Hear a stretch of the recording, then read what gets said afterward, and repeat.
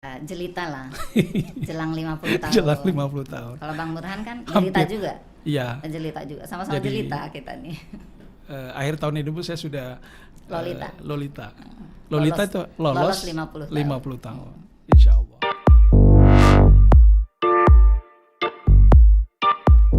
Nama Ibu kan munculnya belakangan nih kan. Iya. Dari PKS itu kan pertama muncul nama teman-teman yang lain. Ya.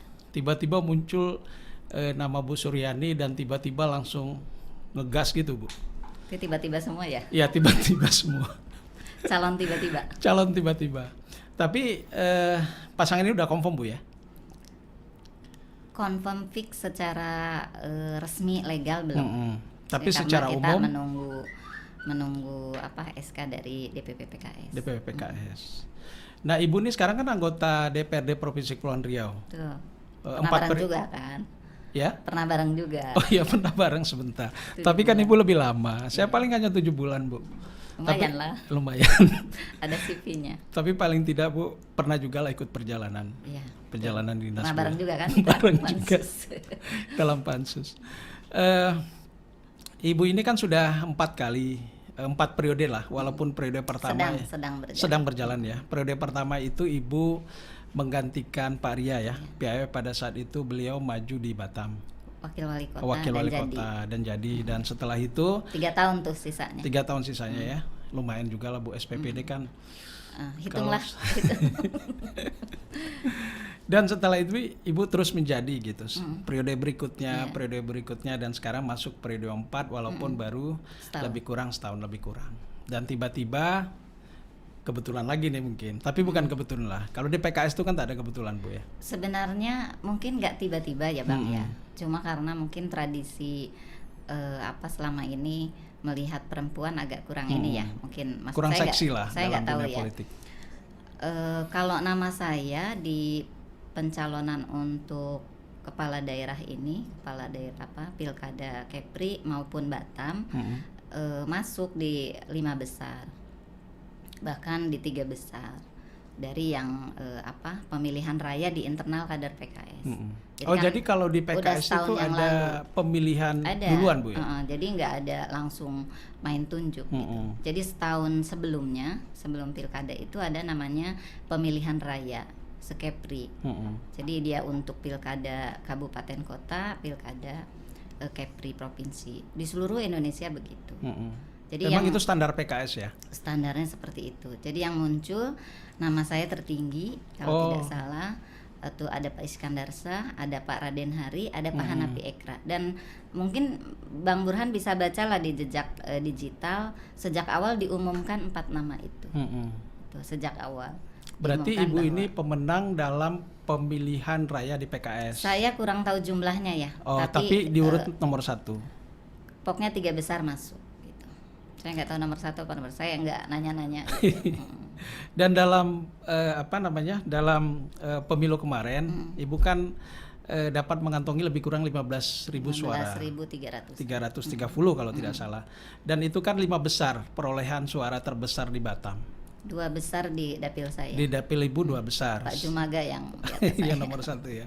Sehingga Ibu bisa membawa satu teman untuk Iya, duduk di Provinsi Kepulauan Riau. Nah, Alhamdulillah. bagi seorang wanita ini kan prestasi yang luar biasa Bu ya.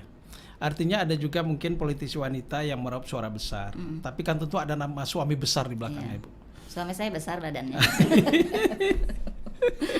Artinya Ibu ini sekarang kan berjuang dengan kekuatan sendiri, dengan profil Bu Suryani sendiri, tanpa ada embel-embel nama besar suami di belakang. Gitu. Nah, kenapa Ibu terjun ke dunia politik?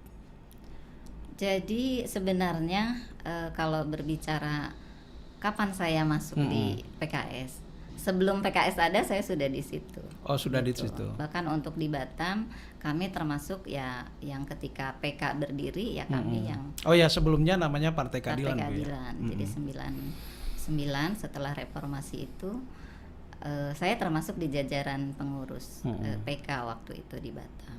Sampai perjalanan sampai sekarang. Sebelum mungkin kalau baca perjalanan PK itu kan sebelumnya sudah ada seperti pengajian gitu. di kampus-kampus. Yang basisnya di kampus-kampus Bu, kalau nggak salah. Ya kami juga, kalau saya waktu itu udah nggak di kampus. Waktu itu kami di Astra di Muka Kuning gitu. Oh, Saya Ibu kan sebelumnya di Astra? Astra 3 tahun lah. 93. Saya emang ke Batam karena dulu, Astra. Di Astra gitu. Jadi waktu itu ya udah mulai juga aktif di pengajian tarbiyah ya namanya. Jadi sebelum partai ada, saya sudah ada di situ. Artinya Ibu dari awal memang sudah di jalan dakwah. Iya, betul. Dan memilih PKS karena jalannya sama. Iya, karena PKS partai dakwah dan Ibu memang sudah berada di jalan di itu. dalamnya, sudah ada di dalamnya. Nah, Ibu masuk ke Batam tahun berapa? 93. 93. Berarti sudah lebih kurang 27 tahun. Dan memang niatnya udah tinggal di Batam Bu ya? Iya, tinggal di Artinya nggak ada niat lagi pulang kampung gitu. Ya selama ini kita udah istilahnya berkhidmat untuk masyarakat Kepri minimal di Batam ya dapil saya. Ya itu. Nah, 93 itu Ibu datangnya dari mana? Dari Jawa atau dari? Dia dari daerah asal saya. Saya lahir di Cilacap. Oh, Cilacap. Tepi pantai itu Bu ya? Oh enggak, Salah saya kalau mungkin orang mengira saya kan lahir di Cilacap. Logat saya tidak seperti orang Cilacap karena saya di perbatasan dengan Jawa Barat. Jadi jadi saya logatnya mungkin masuknya ke logat ke Barat. Sunda ya? Logat ke Sunda. Dan emang keluarga Ibu keluarga politisi? Enggak. Oh tidak, Ibu sendiri yang kecemplung di situ? Jadi PKS lah yang membentuk saya menjadi seorang politisi. Kalau orang tua memang tidak di politik? Enggak ada. Saya enggak ada darah politis. Enggak ada darah politisi. Hanya kemarin kecipratan tahun 93. Kan mulai PK.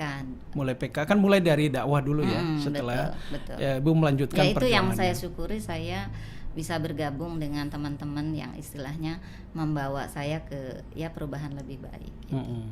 Dan Ibu mendapatkan jalannya di PKS? Insya Allah. Alhamdulillah, bukan insya Allah.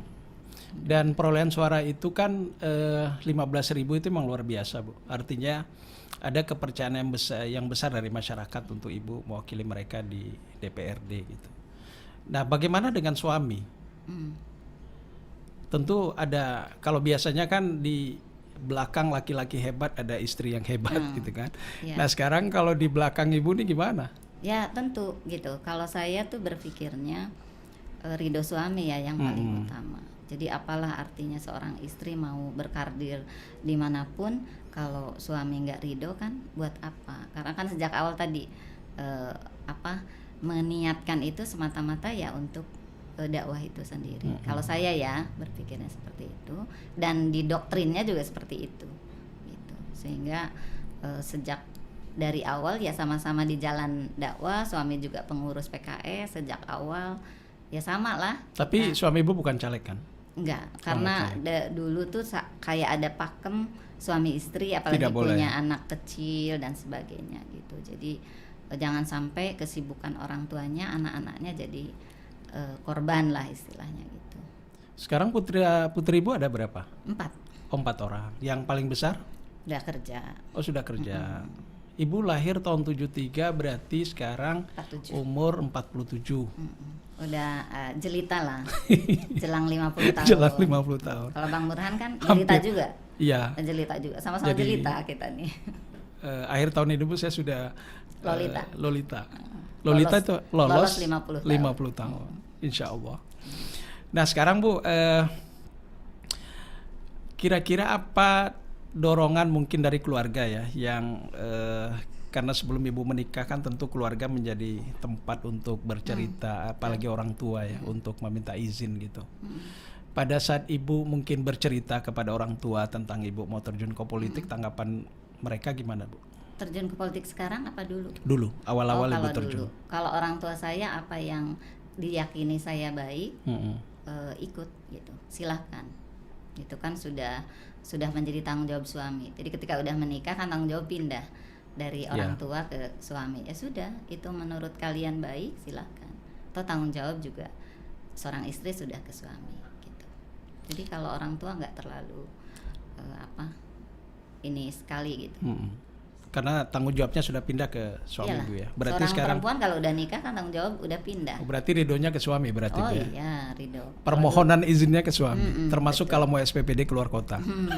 Betul. Kalau mau kunjungan keluar kota tanya, bisa nggak? Gitu. Pernah nggak dilarang Bu? Artinya ibu suami tidak memberikan izin. Suami saya bukan tipe larang-larang gitu. Cuma saya tahu sendiri gitu kalau memang prioritasnya saya tidak berangkat, ya saya tidak berangkat. Misalnya, Artinya anak sakit gitu. Ya saya ngapain saya keluar kalau anak sakit gitu. Sekarang kedua orang tua ibu masih ada? Masih. Karena menuju ibu kan sekarang menuju dari kancah politik menuju ke pemilihan kepala daerah insya Allah. Legislatif ke eksekutif. Legislatif ke eksekutif dan itu kan tentu membutuhkan doa yang kuat dari seorang ibu gitu. Ibu udah lapor belum? Belum. Oh ibu belum lapor. Saya ini apa ya? Karena belum ada sesuatu Kepastian. yang fix gitu. Saya tidak ingin mendahului. Saya sampaikan ke tim di bawah juga yang sudah begitu antusias untuk masang spanduk apa segala macam. Saya bilang kalau secara pribadi jangan dulu. Maksudnya secara pribadi dalam artian dari partai jangan dulu karena belum. Kalau sudah ada SK kemudian udah deklarasi kita ini kan. Ya makanya sekarang di Batam belum kelihatan sih muka ibu. Ada baliho.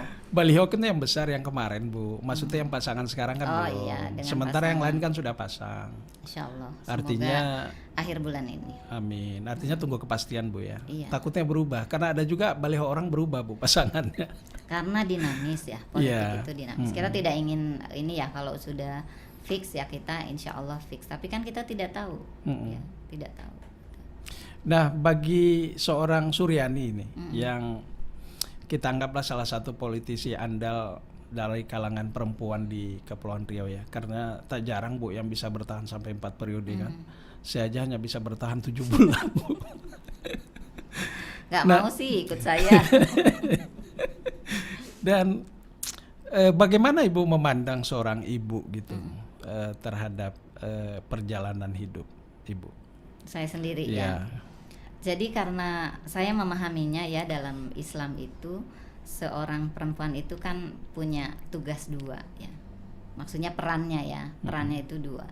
Satu peran asasi, yang kedua peran perluasan namanya. Karena kebetulan juga Bang Burhan saya ini di DPW memegang ketua bidang perempuan dan ketahanan keluarga gitu. Jadi Kepri saya yang bertanggung jawab di PKS. Jadi peran asasi perempuan yaitu tadi istri dulu ya, sebagai seorang istri, sebagai seorang ibu, sebagai seorang anak gitu. Karena masih kita anak orang tua, kita anak mertua juga gitu. Jadi itu nggak boleh mau jadi apapun, mau jadi presiden sekalipun, peran itu jangan hilang. Jangan hilang, jangan ditinggalkan lah gitu, jangan ditinggalkan. Mungkin porsinya nanti agak berkurang ada. lah. Pasti itu pasti gitu. Berbeda ketika mungkin saya di rumah saja, pasti berbeda. Mungkin lebih banyak di peran istri. Kemudian peran perluasan, saya memahaminya tadi peran di masyarakat, baik itu peran politik, karir dia dan sebagainya. Nah, ini tetap bisa berjalan selama peran asasinya juga kuat gitu. Kalau kita flashback Bu ke belakang. Seorang Suryani itu kan lahir tahun 1973. Nah, bagaimana lebih dominan dididik sama ibu apa sama bapak? Sama bapak. Sama bapak. Apa kesan ibu terhadap bapak? Kalau bapak saya kan petani ya. Petani kalau di kampung tuh petani punya sawah tapi dia yang bukan garap gitu. Ya, bukan punya lahan sawah. Punya lahan sawah gitu kan, di sana rata-rata petani begitu. Tapi ada yang penggarapnya kan, biasanya ada gitu. penggarap Iya. sawah. Beliau itu sangat peduli pendidikan gitu, ayah saya ya. Maksudnya walaupun secara mungkin pendidikan zaman baheula kan SR gitu ya, tapi beliau peduli gitu. Pokoknya kalau saya dulu sekolah mulai dari SD kan dekat rumah ya, SMP agak jauh. Pokoknya pedulilah bapak saya gitu. Walaupun mungkin tidak bisa ngajari ya dan sebagainya. Kalau ibu? Ibu ya ibu rumah tangga gitu, full ibu rumah tangga. Beliau sebagai ibu ya lebih dominan yang urusan domestiknya gitu. Kapan Ibu bertemu terakhir dengan Ibu? Tahun lalu. Oh, tahun lalu. Sebelum COVID. Oh, sebelum COVID. COVID. Harusnya pas Lebaran ini saya pulang juga. Saya relatif sering pulang. Pas misalnya kunker juga nyempatin. Kalau kunker kan bisa 2 Bu. Kalau kunker di Jawa Barat bisa singgah atau kunker di. Saya kadang kalau di rumah mertua, ya saya nginep di rumah mertua. Kalau kunker ke Bandung gitu. Pokoknya saya sempatkan lah melihat mereka. Iya, kalau ada keluarga di wilayah kunker kita memang juga asik juga Bu, 30% soalnya. Tahu aja. Pengalaman sebentar Bu. Luar biasa. Luar biasa. Nah dari adik beradik Ibu lah misalnya, itu ada berapa orang Bu? Kami bertiga. Perempuan semua. Ibu yang nomor? 2. Ibu nomor 2. Nah dari 3 itu nggak ada yang terjun ke politik? Nggak ada. Hanya Ibu sendiri? Hanya saya sendiri. Dan Ibu happy di politik ini? Karena saya politik itu bagi saya bagaimana kita bisa lebih meluaskan peran kita. Itu aja. Itu bagi politik itu cara agar kita lebih bisa meluaskan peran kita ke masyarakat gitu. Karena memahaminya awalnya itu memahaminya sebaik-baik manusia yang paling banyak manfaatnya untuk manusia lain. Bang Burhan udah paham lah ketika kita di DPRD kita bisa bangun jalan, kita bisa bangun sekolah. Nggak sempat saya Bu. Ya paham lah itu dengan tupoksi DPRD yang bisa anggaran dan sebagainya. Itu bagi saya itu aja. Ya artinya ada manfaatnya lah Bu ya. Dengan Pasti. duduk di situ ada manfaat. Kalau nggak ada manfaatnya buat apa? Iya. Terus kalau nggak ada manfaatnya mungkin saya juga nggak dipilih lagi. Iya. Gitu. Artinya dengan 15.000 di periode keempat itu ya manfaatnya itulah bukti bahwa ada manfaat yang Ibu lakukan. Nah, selama Ibu misalnya mengurus masyarakat di sana, saya tidak pakai uang. Ibu tidak pakai uang, tidak punya uang. Ibu nggak punya uang. Nggak punya. Terus uang. ngapain Ibu mau calon wakil gubernur? Karena maksud saya itu ketika kita berkhidmat ke masyarakat, bagaimana masyarakat merasakan manfaatnya. Keberadaan kita gitu, merasakan jadi ketika masyarakat udah merasakan, jadi kayak misalnya restoran ya, masyarakat sudah merasakan, dia pasti akan ngomong ke yang lain dan sebagainya. Yang penting jaga silaturahmi ya dengan masyarakat itu. Iya, dan Sekupang itu kan Ibu dapilnya Sekupang, Batu Aji, Belakang Padang dan Sagulung. Nah, dari pemetaan yang mungkin walaupun tidak terlalu akademik Bu, yang Ibu tahu pemilih Ibu ini kebanyakan perempuan apa laki-laki? Beragam. Oh beragam. Lebih dominannya? Secara data saya nggak lihat ya laki-laki apa perempuan. Tapi yang sering berkomunikasi?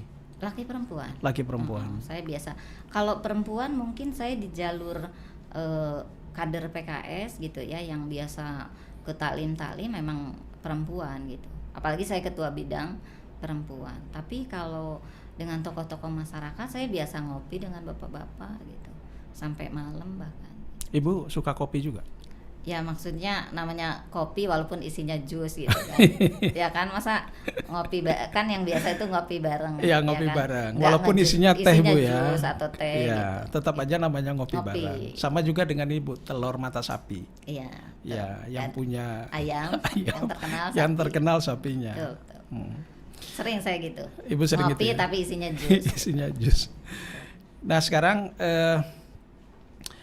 di wilayah dapil Ibu misalnya, Kepri 5. Kepri 5, tentu banyak orang yang datang ke rumah. Nah biasanya tuh kan mereka datang dengan bermacam-macam permintaan. Dan biasanya Bu, mereka datang tuh kan mungkin dengan harapan membawa proposal, kegiatan dan sebagainya. Nah kira-kira bagaimana cara Ibu membantunya kalau misalnya Ibu bilang tadi saya nggak ada uang gitu. Jadi kalau saya mungkin tidak seperti politisi lainnya yang begitu banyak orang ke rumah, saya lebih suka mendatangi mereka. Oh, Ibu yang datang ke mereka. Baik itu reses ataupun agenda-agenda lain. Kalau reses kan 4 bulan sekali ya. Kalau agenda-agenda lain, karena saya juga masih mengisi majelis taklim, mengisi seminar gitu ya. Jadi Ibu nih ustazah juga? Ya begitu. Ya begitulah kira-kira. PKS juga yang membentuk saya seperti itu. Oh ya, karena memang teman-teman di PKS kemarin saya satu komisi sama Pak Nafi, beliau juga dipanggilnya Ustadz Bu. Jadi kemarin ditawarin masuk PKS aja, aduh nggak kuat saya.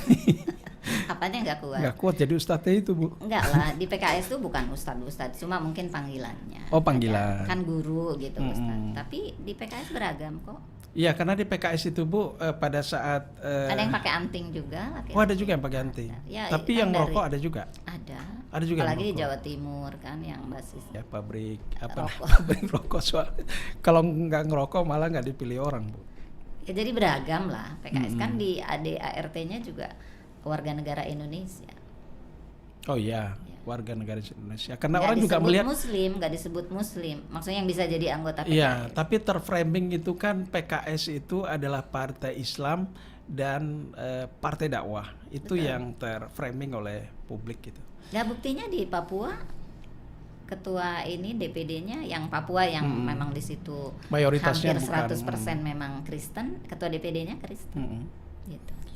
Dan jadi sekarang terbuka. Gak ada masalah Bu ya? Gak ada masalah. Artinya siapapun boleh milih Bu Suryani nanti gitu? Boleh. Ada yang istilahnya simpatisan di Sagulung tuh Nasrani ada. Tapi emang gak dominan ya, karena pasti mereka memilih yang calon mereka juga. Nah sekarang dengan Ibu misalnya berpindah dari legislatif ke eksekutif. Ini kan medannya agak berat nih Bu. Kalau Ibu di DPRD itu kan ada 45 orang Bu. Betul. Tapi kalau di wakil gubernur itu hanya 1 orang Bu. Nah secara mental Ibu siap? Mental. Kalau mental. Kalau mental. Mental itu apa ya? Beda dengan mental. Ya, secara mental ya harus disiapkan. Harus siap. Ya insya Allah. Jadi karena saya kan nggak sendiri Bang Burhan. Yeah. Kalau saya meyakininya saya bagian dari perkumpulan di PKS. Jadi saya sejak awal dipanggil udah menjurus nih. Kalau kemarin kan udah masih 4 nama gitu. Pas kemarin udah dipanggil sama suami, saya bilang saya jangan dilempar gitu. Jadi DPW membentuk tim sendiri. Tim untuk membackup dari berbagai bidang gitu. Jadi yang maju ini bukan Suryani sebenarnya. Iya, kalau saya apa? Ibu saya kan ini bukan dewan. apa-apa. Loh, Ibu 4 periode loh Bu. Betul. Saya nggak kuat loh Bu. Kalau saya memahami diri saya di PKS nih, saya bukan apa-apa tanpa struktur PKS, tanpa kader. Tanpa jadi sekarang yang maju masyarakat. berjuang ini adalah bukan Suryani tapi adalah PKS yang maju. Kecuali saya independen. Kecuali independen. Saya kan diusung sama PKS. Jadi saya membawa gerbong PKS. Kemarin juga disampaikan ke Pak Isdianto ketika ketemu Presiden PKS, Bapak mau dipasangkan kalau jadi bukan dengan seorang Suryani, tapi dengan keluarga besar PKS. Dan Pak Isdianto Oke, memahami itu.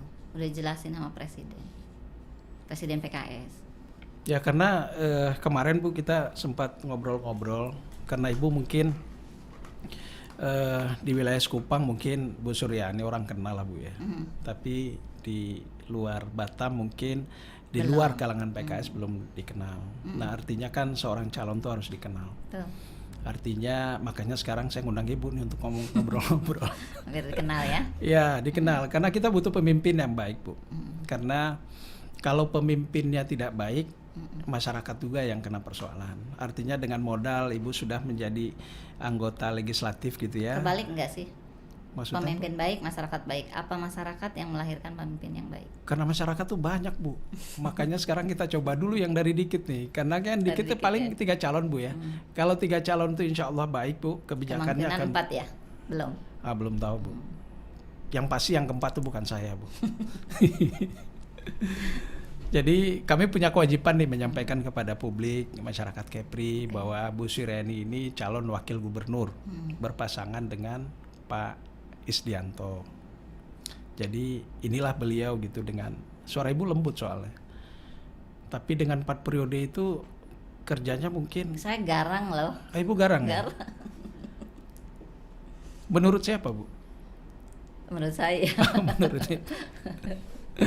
Ya kalau misalnya ada sesuatu yang kemudian bertentangan dengan keadilan dan sebagainya, pasti ya enggak, inilah kita harus kalau perlu marah. Ibu pernah marah? Marahlah. Marah pada tempatnya. Iya, marah terbesar Ibu tuh pada ya ketika agama diinjak-injak. Oke. Ketika saudara kita dizolimi. Seperti di Uighur. Dimanapun. Palestina. Di mana ada kalimat la ilaha illallah, di situ kita. Nafasnya di situ Bu ya. Iya, begitu. Artinya kita sebagai, kata Kanjeng Nabi, barang siapa tidak peduli kepada golongan orang lain, umatku, maka dia bukan golonganku. Oh, jadi salah satu dasar pijakannya itu. Salah satu, ya kita harus, maksudnya walaupun kita warga negara Indonesia, ada saudara kita yang membutuhkan bantuan. Betul, gitu. Nah, itu juga sebabnya akhirnya Ibu sering jalan-jalan malam. Ya paling tidak kan mengunjungi yang membutuhkan. Karena memang kalau mereka datang ke rumah, nah sekarang kan Ibu polanya terbalik. Ibu yang datang mengunjungi mereka ke rumah. Dan yang itu datang bisa ke sampai rumah malam. juga bisa pas maghrib, pas isya, pagi, kalau kayak keluar, tadi pagi-pagi. Kalau ya tadi pagi waktu kita agak molor Bu ya, karena ada yang datang ke rumah dan saya paham sebagai anggota dewan Ibu harus membuka pintu. Betul. Nah sekarang kalau seandainya Ibu keluar itu biasanya pernah sampai jam berapa Bu? Jam 1. Jam 1 malam. Bahkan bisa lebih ketika musim kampanye. Karena ada berbagai. Kalau tidak musim kampanye, kalau kampanye biasa Bu, karena kampanye kan waktu calon tuh 24 jam untuk pemilih sebenarnya. Nah menjadi persoalan itu kan pada saat sudah jadi. Kalau biasa ya sampai jam 12 maksimal. Jam 12 maksimal. Iya. Nah Ibu yang pernah Ibu temui persoalan apa yang paling berat? Ya Ipolexos Budhankam ya. Oh lengkap ya. Tapi kalau sekarang yang ini paling kalau masyarakat ya lebih kepada ekonomi, kesehatan gitu. Dan Ibu selalu memberikan solusi untuk itu? Sebisa mungkin ya. Ya maksudnya tadi yang ditanya gimana cara menjawabnya itu, ya yang sifatnya saya bilang kalau perlu yang ratusan juta saya tidak bisa dari kantong saya. Tapi kalau menikahkan anak di kantong Ibu melahirkan. Batasnya berapa Bu? Batasnya enggak, kalau ratusan juta kan nggak bisa Bu. Tapi kalau ya menikahkan, kan nggak mungkin bantu satu RW misalnya 100 juta 200 juta, tempat lain nanti iri. Berarti harus dibagi Bu ya. Dan itu diambil dari pokok-pokok pikiran. Iya betul, kan kita ada fungsinya di situ. Dan itu setiap tahun Ibu sebarkan. Iya itu. Lebih banyak membangun fasilitas. Imbang saja antara masjid, pendidikan, infrastruktur, imbang aja. Baik Bu, ini episode pertama kita dan saya berharap Ibu nanti datang lagi kalau kami undang. Insya Allah. Dan kali ini kita memperkenalkan Bu Suryani, walaupun masih dangkal Ibu bincang-bincang kita. Iya, jadi nanti kita akan perdalam, tapi inilah Suryani. Setajam silet kalau diperdalam ya. Baik, terima kasih Bu sudah datang di studio kami. Sampai bertemu, sehat selalu dan semoga tetap istiqamah di jalan dakwah. Amin. Sampai ketemu, tetap semangat. Assalamualaikum warahmatullahi wabarakatuh. Waalaikumsalam.